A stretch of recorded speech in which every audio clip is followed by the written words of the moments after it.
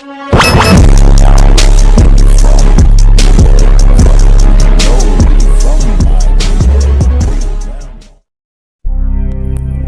से लगभग 450 करोड़ साल पहले हमारी इस धरती का जन्म हुआ और 350 करोड़ साल पहले पहला यूनिसेलुलर क्रिएचर का इस पृथ्वी में उद्गम हुआ और हम मनुष्य आज से सिर्फ 56 लाख वर्ष पूर्व इस धरती पर आए और तब से आज तक हमने करोड़ों रहस्यों को सुलझाया।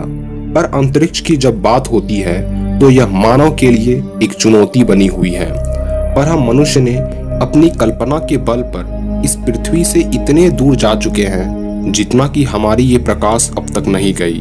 तो आज के इस वीडियो में मानव कल्पना की थोड़ी झलक दिखाता हूँ और हम जानने की कोशिश करेंगे कि हमारे मिल्की वे गैलेक्सी या अदर गैलेक्सीज के सेंटर में क्या होती है और क्या हो अगर हमारी सौर मंडल या हमारी ये पृथ्वी हमारी गैलेक्सी के सेंटर के करीब। बिग बैंग के धमाके के बाद हमारे यूनिवर्स में कई गैलेक्सीज का निर्माण हुआ, जिसमें से हमारी मिल्की वे का जन्म लगभग 1380 करोड़ साल पहले हुआ, जिसमें हमारी सोलर सिस्टम एग्जिस्ट करती है। और मिल्की वे के सेंटर से हमारी सोलर सिस्टम की दूरी लगभग 25,640 प्रकाश वर्ष, यानी हमारे सूर्य की प्रकाश को मिल्की वे के सेंटर तक जाने में 25,000 साल से भी ज्यादा का वक्त लग जाता है।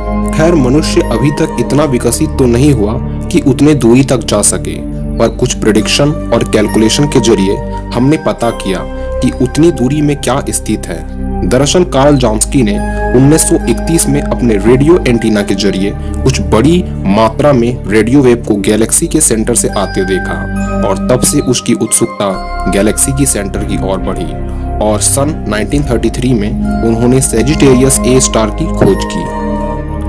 दरअसल सेजिटेरियस ए स्टार हमारी गैलेक्सी के सेंटर में पाए जाने वाले सुपर मैसिव ब्लैक होल है, जिससे मैसिव अमाउंट में एक्सरे और गामा रे इमिट हो रही थी और इसी ब्लैक होल के चक्कर हमारा सूर्य और बाकी स्टार लगाते हैं। हमारा सूर्य इसकी एक चक्कर लगभग 250 मिलियन साल में लगाती है। ये मैसिव ब्लैक होल का मास हमारे सन से 43 लाख गुना के बराबर है और अन्य ब्लैक होल की तुलना में हजारों गुना बड़ा और शक्तिशाली है। पर अब सवाल ये उठता है कि क्या हमारी ये सोलर सिस्टम एक दिन इस ब्लैक होल की चपेट में आ जाएगी? यदि आप सेजिटेरियस ए स्टार के करीब में आए तो आपको अपने आसपास में बहुत से तारे देखने को मिलेंगे। लगभग हमारे सौर मंडल में मौजूद तारों से हजारों गुना ज्यादा।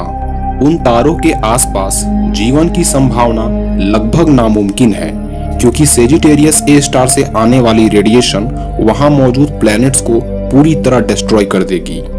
दोस्तों, आपको ये जानकर खुशी होगी कि हमारे सोलर सिस्टम की सेजिटेरियस ए स्टार से दूरी हैबिटेबल जोन में आती है, अर्थात उस दूरी तक रेडिएशन को असर उतना नहीं होता।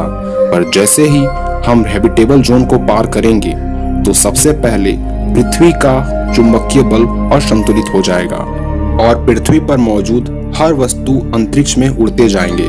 पर फिर भी यदि किसी तरह पृथ्वी पर टिके रहें तो कुछ प्रकाश वर्ष दूर जाने के बाद खुद पृथ्वी भी रेडिएशन की चपेट में आ जाएगी और कुछ ही सेकंड में हमारी ये पृथ्वी धूल में परिवर्तित हो जाएगी।